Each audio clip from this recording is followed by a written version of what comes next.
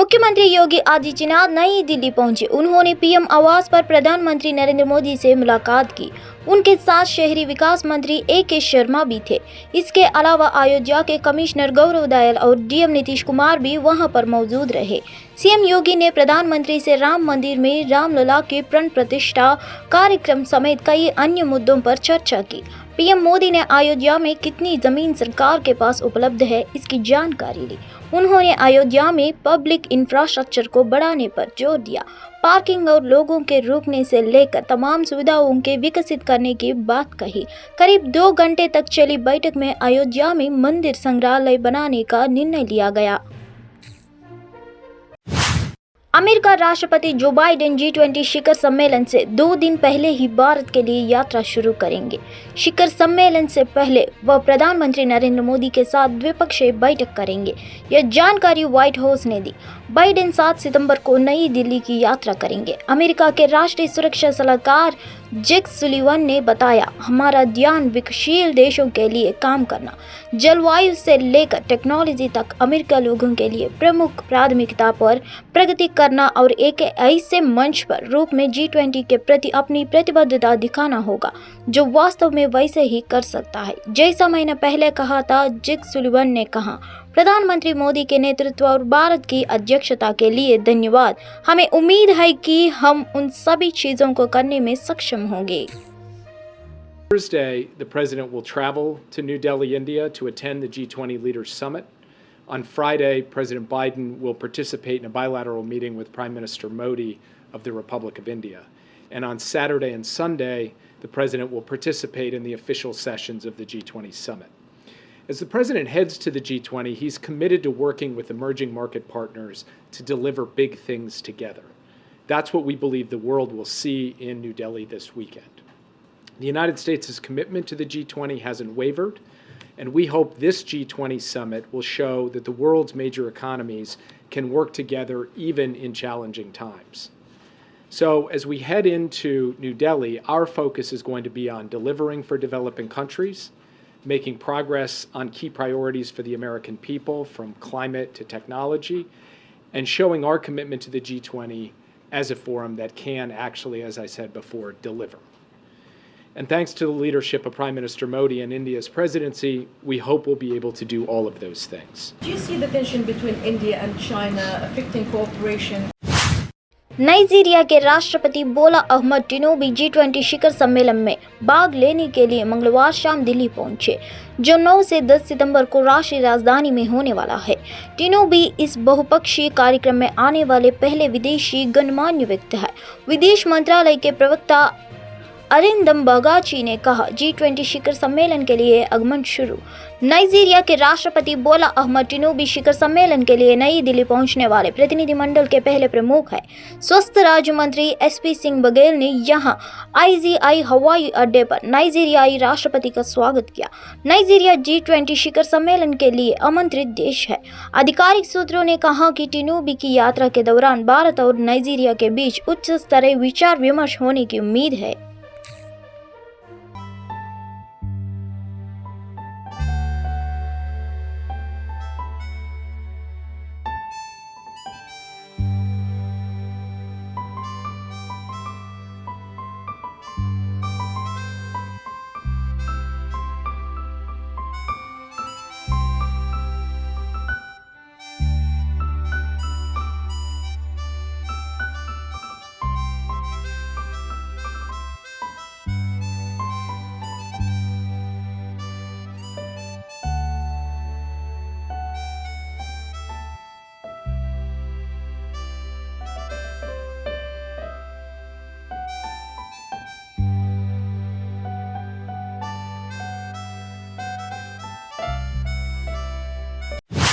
पूरे देश में विपक्षी गठबंधन इंडिया और भारत नाम को लेकर बहस छिड़ गई है।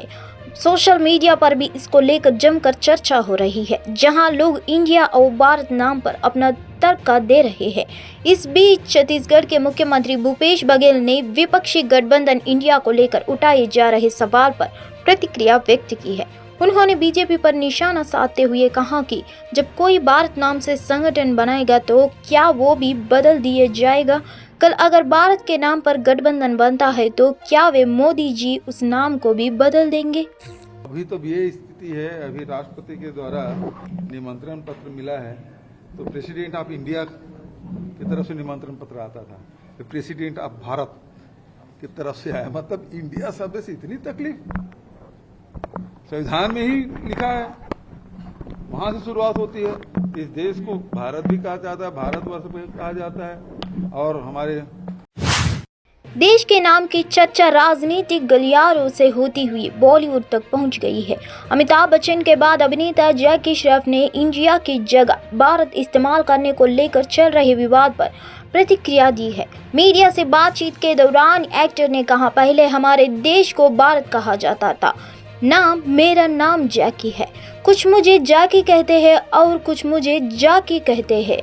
लोग मेरा नाम इसलिए बदल देते हैं, मैं नहीं बदलूंगा, सिर्फ नाम बदलेगा, हम नहीं बदलेंगे।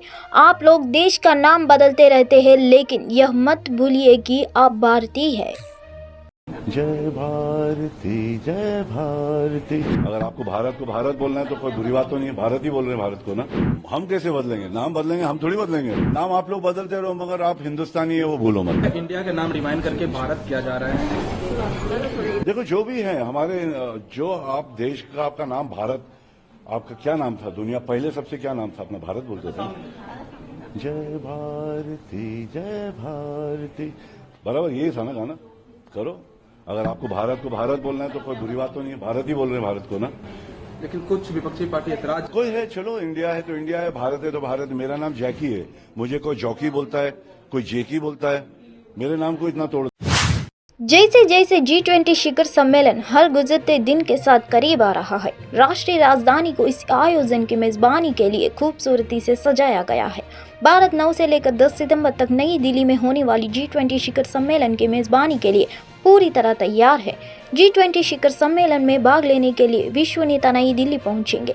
गौरतलब है कि भारत ने पिछले साल 1 दिसंबर को G20 की अध्यक्षता संभाली थी और देश भर के 7 शहरों में G20 से संबंधित लगभग 200 बैठकें आयोजित की गई थी। शिखर सम्मेलन नई दिल्ली के प्रगति मैदान में अत्याधुनिक भारत मंडपम कन्वेंशन सेंटर में आयोजित किया जाएगा।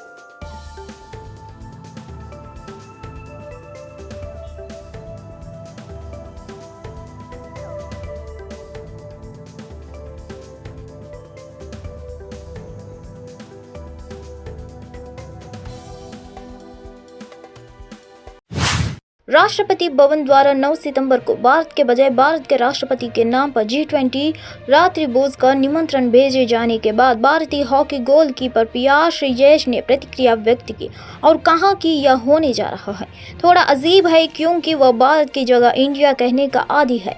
आगे बोलते हुए उन्होंने कहा कि इंडिया से भारत में बदलाव वाकई चुनौतीपूर्ण होने वाला है। यह मेरे लिए एक नया सवाल है, क्योंकि मुझे ऐसा कभी नहीं लगा, क्योंकि हम हमेशा भारत माता की जय कहते हैं, तो भारत तो है ही।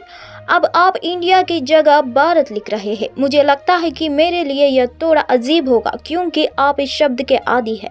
आप इतने वर्ष से इस शब्द को दो रहे हैं, लेकिन युवाओं के लिए मुझे लगता है कि यह एक नया अनुभव होगा और उन्हें इससे कोई दिक्कत नहीं होगी। लेकिन हाँ, इंडिया से भारत में संक्रमण वास्तव में चुनौतीपूर्ण होने वाला है। How do you like the idea of playing for Team Bharat and not Team India? How do you like that idea? That's a new question for me, because I never felt it like that, because we always said Bharat Mata ki Jai, so Bharat is always there, and now it's your, instead of India you are writing Bharat. Then I think for me it's going to be a bit strange, because you are used to with this word, you are carrying this word for so many years. And but for the youngsters, I think that's going to be a new experience, and they will be okay with that. But yes, transition from this India to Bharat, it's going to be like really challenging. खेल मंत्री अनुराग ठाकुर और भारतीय Olympic संघ के अध्यक्ष PT Usha ने एशियाई खेलों के लिए भारतीय दल के लिए औपचारिक पोशाक और खिलाड़ी किट का अनावरण किया। युवा मामले और खेल राज्य मंत्री निशित प्रामाणिक के साथ विभिन्न खिलाड़ी और अधिकारी इस कार्यक्रम में शामिल हुए। प्रधानमंत्री जी ने एक बात कही है कि आप जितने खिलाड़ियों का चयन होता है वो अपनी प्रतिभा, अपनी काबिलियत के आधार पर होता है, और आप 140 करोड़ भारतीयों का प्रतिनिधित्व जब करते हो तो इस उम्मीद जो भारत के लोगों की आपके ऊपर है वो तो है, क्योंकि आपकी राष्ट्रपति द्रौपदी मुर्मू ने नई दिल्ली में आयोजित एक समारोह में 65 चयनित शिक्षकों को राष्ट्रीय शिक्षक पुरस्कार प्रदान किए। इसमें 50 स्कूली शिक्षक, उच्च शिक्षा विभाग के 13 शिक्षक तथा कौशल विकास और उद्यमिता मंत्रालय के 12 शिक्षक शामिल हैं। इस साल से उच्च शिक्षा विभाग तथा कौशल विकास और उद्यमिता मंत्रालय के शिक्षकों को भी राष्ट्रीय शिक्षक पुरस्कार के दायरे में लाया गया है। इस अवसर पर राष्ट्रपति ने कहा कि महिला सशक्तिकरण के लिए बालिकाओं और महिला शिक्षकों को प्रोत्साहन देना बहुत आवश्यक है। उन्होंने कहा कि शिक्षण क्षेत्र में महिलाओं की भागीदारी को देखते हुए महिला शिक्षकों को मिलने वाले शिक्षक पुरस्कार की संख्या अधिक होनी चाहिए। राष्ट्रीय शिक्षा नीति में एक मजबूत और जीवंत शिक्षा प्रणाली को विकसित करने पर जोर दिया गया है। गुणवत्तापूर्ण शिक्षा प्राप्त करना प्रत्येक बच्चों का मौलिक अधिकार माना गया है। इन लक्ष्यों को प्राप्त करने में शिक्षकों की भूमिका सर्वाधिक महत्वपूर्ण है। हमारी शिक्षा नीति भारतीय संस्कारों और गौरव से जुड़ने को प्राथमिकता देती है। भारत की प्राचीन तथा आधुनिक संस्कृति, ज्ञान प्रणालियों और परंपराओं से प्रेरणा प्राप्त करना भी हमारी शिक्षा नीति का स्पष्ट सुझाव है। हमारे शिक्षक और विद्यार्थी चरक, सुश्रुत तथा आर्यभट्ट से लेकर पोखरण और चंद्रयान 3 तक की उपलब्धियों के बारे में विस्तृत जानकारी प्राप्त करें, उनसे प्रेरणा लें तथा बड़ी सोच के साथ राष्ट्र के उज्जवल भविष्य के लिए कार्य करें। हमारे विद्यार्थी और शिक्षक मिलकर कर्तव्य काल के दौरान भारत को विकसित राष्ट्र बनाने की दिशा में तेजी से आगे ले जाएंगे, ये मेरा दृढ़ विश्वास है।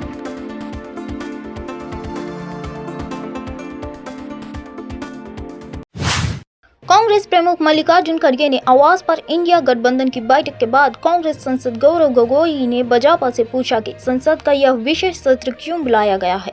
केंद्र की ओर से अभी तक कोई स्पष्टीकरण नहीं आया है। हमारी मांग है कि बीजेपी को थोड़ी पारदर्शिता दिखानी चाहिए और देश की जनता को इस विशेष सत्र के एजेंडे के बारे में बताना चाहिए। गौरव गोगोई ने कहा कि बीजेपी भारत गठबंधन से डरी हुई है। मीटिंग में सभी की ये राय थी कि ये विशेष सत्र क्यों बुलाया जा रहा है। सरकार की तरफ से कोई भी स्पष्टीकरण आज तक नहीं आया है। लगभग 12-13 दिन बाद पार्लियामेंट का एक विशेष सत्र होने वाला है और देश को नहीं पता कि इस विशेष सत्र की विशेषता क्या है।